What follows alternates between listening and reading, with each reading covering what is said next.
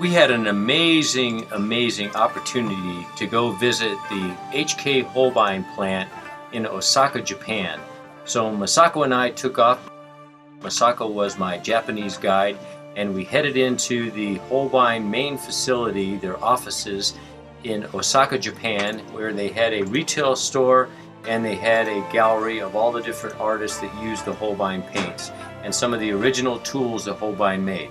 From there we boarded on the little bus and we rode to the plant in a residential neighborhood where they actually made watercolor and acrylic paint. There we met the chief chemist and he explained all the different specifications that go through to select the different pigments, the quality, the rejection process. They had machines that tested the different light fastnesses of the pigments, of the paint. They went through and every batch that they made, they kept a sample. In case there was ever a problem with quality, they could go back to that batch number and they would have an original paint made from that batch. Another really cool thing that they had at the facility was this ancient, and I mean ancient, this thing was probably 100 years old. It was a 40-pound cylinder that rolled over the paint to test viscosity. So the chemist would put a measured amount of all the different paints that he wanted to test on there, and then this machine would come down and roll over, and then they would measure how far that it got squished, and that would test what the viscosity of the different paints.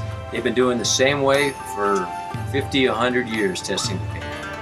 Then we walked into the acrylic medium room, and they had 3 women that actually filled by hand all the different containers of mediums. They each had a different medium that would come out through the machine, and they would squeeze the lever and put it into each one of the different containers and hand seal it. They would work together for 8 or 10 hours a day doing this. I admired the work ethic of these women, and boy, can you imagine if they didn't get along, they could start squirting each other with all this medium. How cool would that be?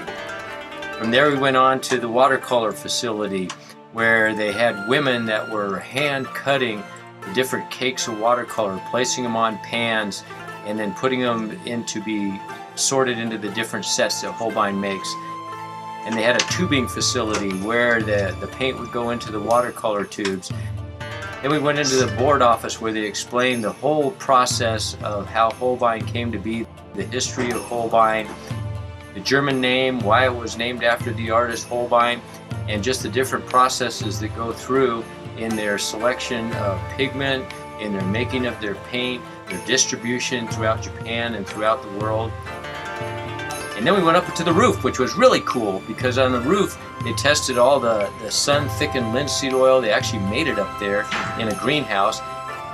And then they had actual shells from abalone shells that were being dried up there for some of the different pearlescent pigments that they used.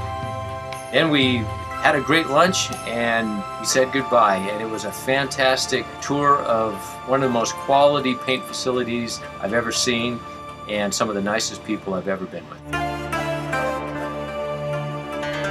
I would like to say thanks to Doug and Tim Hopper from HK Holbein for inviting us over to Japan, the president of Holbein Art Materials, Yoshia Kawami, for all his great hospitality, export director Tet Saraguchi Trans Huyn for showing us around, and chief chemist Toshiya Kasuga for sharing his knowledge and expertise. You guys made it a trip that we'll never forget. Thank you.